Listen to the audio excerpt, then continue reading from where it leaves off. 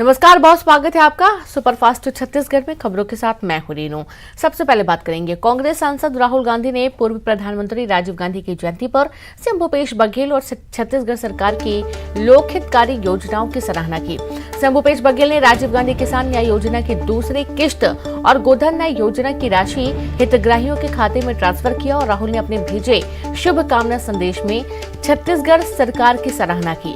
मुख्यमंत्री ने दोनों योजनाओं के अंतर्गत किसानों, पशुपालक, ग्रामीणों, गौठानों, समितियों और महिला स्व सहायता समूहों को 1750 करोड़ 24 लाख की राशि हितग्राहियों के बैंक खाते में ऑनलाइन जारी किया।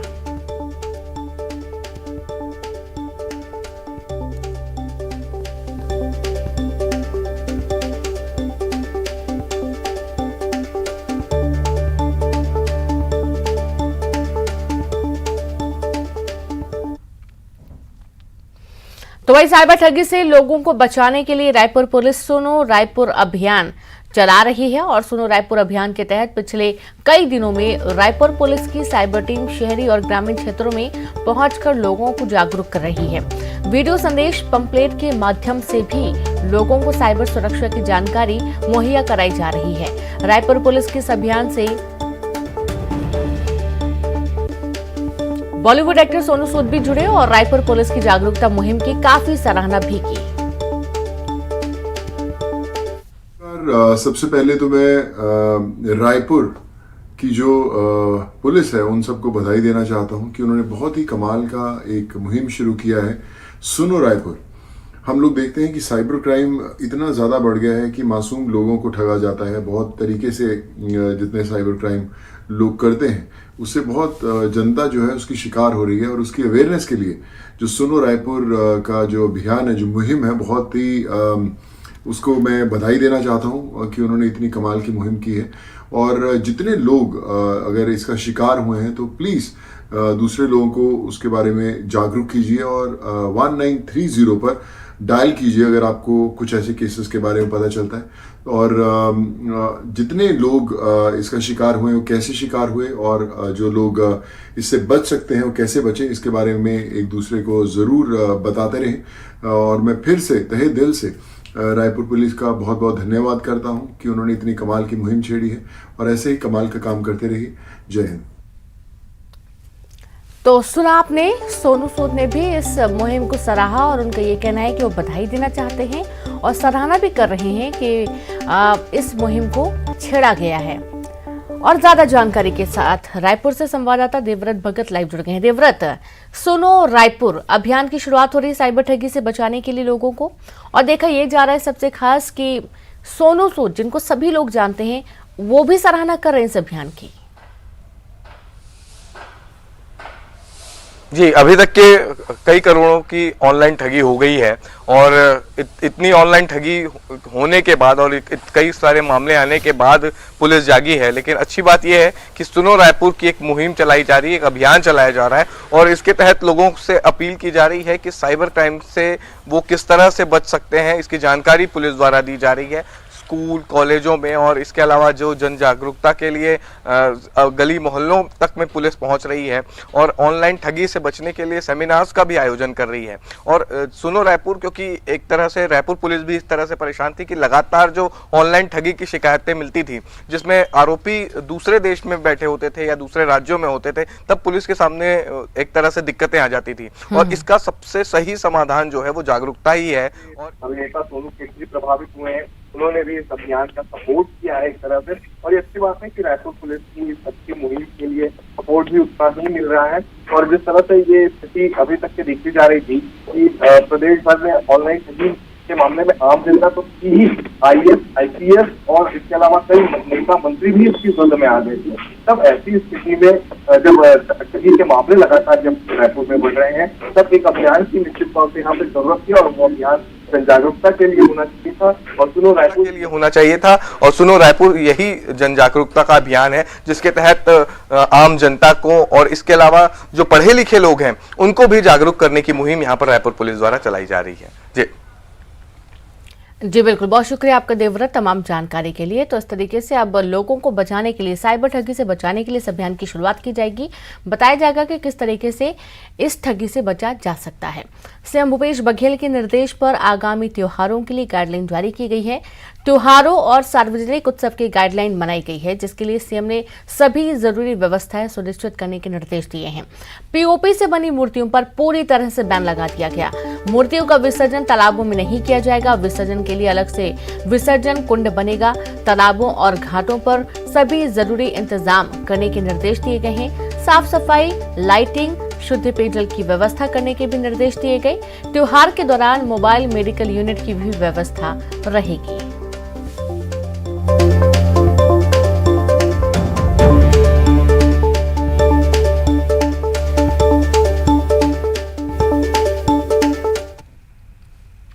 पूर्व मंत्री अजय चंद्राकर ने सरकार पर साधा निशाना। उन्होंने कहा कि यह सरकार पूरी तरह से अराजक हो गई है। अगर धोखे से कांग्रेस की सरकार दोबारा आई तो गुंडा राज होगा, जैसे समाजवादी और लालू यादव के राज में हुआ था, वैसे ही छत्तीसगढ़ हो जाएगा। वसूली के लिए हर गली में 4-5 गुंडे खड़े रहेंगे। इनको भगाने की शुरुआत 24 अगस्त से होगी। सरकार धोखे से और आ गई तो समाजवादी पार्टी की उत्तर प्रदेश की सरकार याद कर लो या लालू प्रसाद जी के मुख्यमंत्रित्व काल को याद कर लो। किसी के शोरूम में कोई घुसेंगे और हर गली में 4-5 गुंडे रहेंगे वसूली करने वाले। ऐसा छत्तीसगढ़ बनेगा और इसलिए इनको भगाने की शुरुआत 24 तारीख को से हो।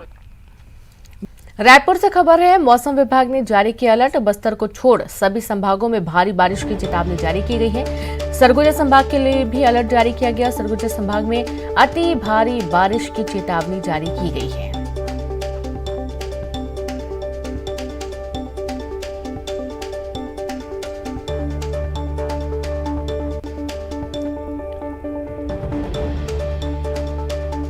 तो आप ये देखिए कि लगातार कुछ इलाकों में बारिश हो रही है और अभी भी मौसम विभाग का कहना है कि सरगुजा संभाग को छोड़कर कई इलाकों में सरगुजा संभाग में अति भारी बारिश की चेतावनी जारी की गई है और मौसम विभाग ने अलर्ट भी जारी कर दिया गया है। मौसम विभाग ने येलो अलर्ट जारी किया है और बस्तर को छोड़ सभी संभागों में भारी बारिश की चेतावनी जारी की गई है।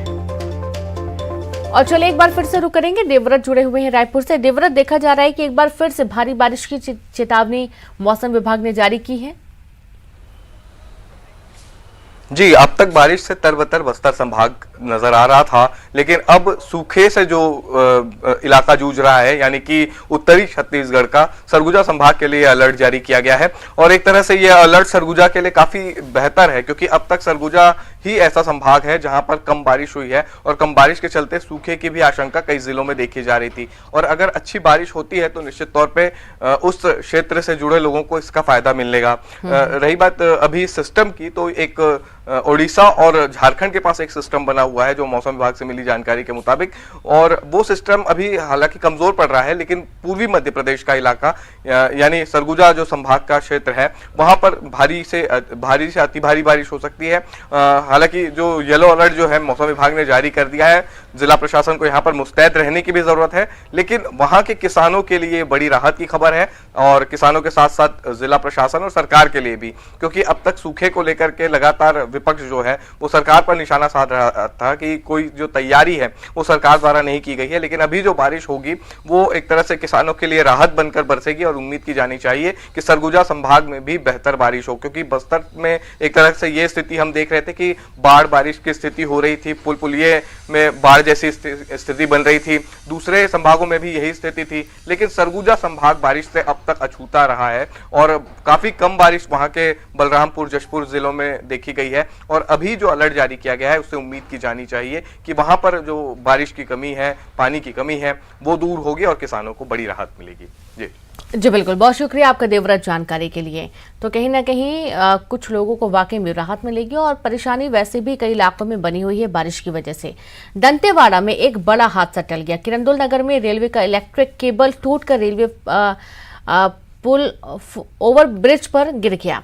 जिसके कारण रेलवे फुट ओवर ब्रिज में करंट दौड़ गया। गनीमत ये रही कि इस दौरान ब्रिज से कोई गुजर नहीं रहा था, नहीं तो बहुत बड़ा हादसा हो सकता था, किसी की जान पर भी आ सकती थी, क्योंकि रोजाना इस फुट ब्रिज से हजारों स्कूली छात्र गुजरते हैं। घटना की जानकारी लगते ही तुरंत दोनों ओर सिक्योरिटी गार्ड तैनात किया गया। चढ़ गए? क्यों? क्योंकि यहाँ पर करंट आया सीढ़ी के ऊपर? वायर तो कहाँ से भेजे आप लोग को? हम लोग पटरी से पूरा ऐसे घूम के आए। ना ट्रेन लगी होगी, हाँ। तो ट्रेन के नीचे से आए क्या? नहीं। वो उधर घूम के आए। करंट आ रहा बता रहा है, सुबह मतलब फर्स्ट शिफ्ट वाला बताया कि इधर ड्यूटी लगा था फर्स्ट शिफ्ट। हाँ, तो हम लोग इधर भेजा, वो क्या वायर उसमें रेलवे वाला में वायर में करंट मतलब उसी में कट के हो गया। तो कोई बनाने उनाने आए हैं अभी? अभी आ रहे हैं रेलवे वाले? लोग आए हैं। तो बच्चों सब यहीं से जाते थे स्कूल, अभी कैसे किए लोग हाँ, को? सवेरे तो यहीं गए, अभी अब सब उधर से आ रहे हैं रेल पटरी से होते हुए। तो दोनों तरफ गार्ड बैठे हैं जी वहाँ भी जा रहे हैं। मना करने के लिए। 21वीं सदी में मोबाइल ने संचार के क्षेत्र में एक क्रांति ला दी है। मोबाइल का इस्तेमाल सरकारी एजेंसियों की ओर से आज उसका उपयोग लोगों तक न सिर्फ महत्वपूर्ण जानकारियां पहुंचाने के लिए किया जा रहा है, बल्कि उन्हें कभी भी कहीं भी सरकारी सेवाएं उपलब्ध करवाई जाने के उद्देश्य से किया जा रहा है। आज मोबाइल के जरिए लोगों को स्वास्थ्य, शिक्षा, बैंकिंग, व्यवसाय इत्यादि से संबंधित सेवाएं उपलब्ध करवाई जा रही हैं, लेकिन ये सभी सुविधा तभी मिलेगी जब आपके पास मोबाइल फोन होंगे और साथ ही साथ आपके इलाके में नेटवर्क आता हो। ऐसा ही कुछ हो रहा है बलौदाबाजार जिले के वनांचल क्षेत्र के 4 ग्राम पंचायत के आश्रित 18 गांवों की, जहां की लगभग 15,000 लोग आजादी के 75 साल बाद भी मोबाइल नेटवर्क की समस्या से जूझ रहे हैं, जिसके चलते स्वास्थ्य, शिक्षा, ऑनलाइन बैंकिंग जैसे महत्वपूर्ण चीजें लोगों को नहीं मिल पाती। ये सभी प्रभावित गांव कसडोल विकासखंड के अंतर्गत आते हैं, जिनमें नवागांव, देवतराई, कंजिया, चिखली आते हैं और इनके आश्रित गांव लगभग 18 है। नेटवर्क को लेकर बहुत भारी समस्या भैया। यहाँ देखो, अब स्कूल में बच्चा मन के पढ़ाई खाते कोरोना काल में और हॉस्पिटल सुविधा ले हम वंचित हैं। बिना टावर के हम कोई कर फोन नहीं कर सकते हैं। जैसे हॉस्पिटल 108 बनाना है, 102 बनाना है, इनमें बहुत ज़्यादा परेशानी होती है हमला। एक अलावा यहाँ ग्राहक सेवा केंद्र की कमी है, बिना नेटवर्क के ग्राहक सेवा केंद्र नहीं चलना है। तो जितना भी वृद्धा हैं ते मन है यहाँ कम से कम 25-30 किलोमीटर जाते तो मतलब पेंशन मिल पाते। तो सोचो 200 रुपया अब आदमी 100 रुपया 150 रुपया गला के जाते हैं, तो बहुत ज़्यादा तकलीफ है। और वहाँ आप क्या करते हैं? मैं टीचर हूँ, शिक्षक हैं। बच्चों को कोरोना काल में पढ़ाई हुई, नेटवर्क या व्यवस्था यहाँ पूरी किस तरह से बच्चों को पढ़ाई हुई? अब देखिए उस समय तो कोरोना काल में यहाँ नेटवर्क था नहीं। उस समय सरकार की बहुत महत्वाकांक्षी योजना चली हैं, जिसमें ऑनलाइन पढ़ाई है या बुलटू बोल बहुत सारे हैं। उसमें ऑफलाइन माध्यम से हम लोग जितना कर पाए हम लोग किए थे, लेकिन ऑनलाइन के कोई मतलब ही नहीं है। यहाँ पे नेटवर्क नहीं चलते, नेटवर्क नहीं है इस कारण से। और न तो गांव में ऐसी मोबाइल सुविधा है, न कुछ नहीं है। अगर टावर ही रहता तो कोई मोबाइल रखते। आधी रात को अगर लोगों को समस्या हो जाती है, तकलीफ हो जाती है, तो चिकित्सा बुलाने के लिए, गाड़ी बुलाने के लिए क्या करते हैं आप लोग? 15 किलोमीटर दूर जाके खड़े होकर टावर देखते हैं। तो ये लोगों की तमाम तरह की समस्याएं हैं। किसी को हॉस्पिटल की समस्या है तो किसी को पढ़ाई लिखाई की समस्या है। आखिर ये समस्या कब दूर होगी, देखने वाली बात होगी। वहीं आपको बता दें कि अधिकारियों को और जनप्रतिनिधियों को आवेदन देते देते थक चुके, लेकिन जो कागजी कार्रवाई पूरी तरह से ठप पड़ी है। आखिर इनका समस्या का निराकरण कब होगा, ये देखने वाली बात होगी। बलौदाबाजार से न्यूज़ 18 के साथ योगेश यादव की रिपोर्ट। कहते हैं बड़ी कामयाबी के लिए जुनून जरूरी है, और अगर शौकी जुनून बन जाए तो कामयाबी आपके कदम चूमती है। धमतरी की श्रुति अग्रवाल के गार्डनिंग का शौक उनका जुनून बन गया। दुर्लभ पौधों और फूलों के व्यापार से वो 1 लाख रुपए महीने कमा रहे हैं। इस कामयाबी के पीछे उनकी मेहनत के साथ सोशल मीडिया की बड़ी भूमिका है। आपको बता दें कि श्रुति ने 4000 वर्ग फुट की छत पर पौधों की गार्डनिंग शुरू की। श्रुति के इस रूफ नर्सरी में दुर्लभ फूल और पौधे हैं। ऐसे फूल हैं जिनकी कीमत लाख तक होती है। कुछ दुर्लभ पौधे ऐसे हैं जो ठंडी पहाड़ी इलाकों में ही पनपते हैं, लेकिन यहाँ आपको वो भी मिल जाएंगे। दरअसल बागवानी के शौकीन श्रुति ने अपने घर में 6 साल पहले कुछ सजावटी पौधे और फूल लगाए। फिर फेसबुक में अपने जैसे शौकीनों से जुड़ी जानकारी बढ़ती गई, नेटवर्क बढ़ता गया। फिर फेसबुक फ्रेंड से ही वो पौधे खरीदने लगी। पेमेंट ऑनलाइन होता रहा। फूल पौधों का कलेक्शन बढ़ा तो घर के अंदर से गमले छत पर रखने लगी।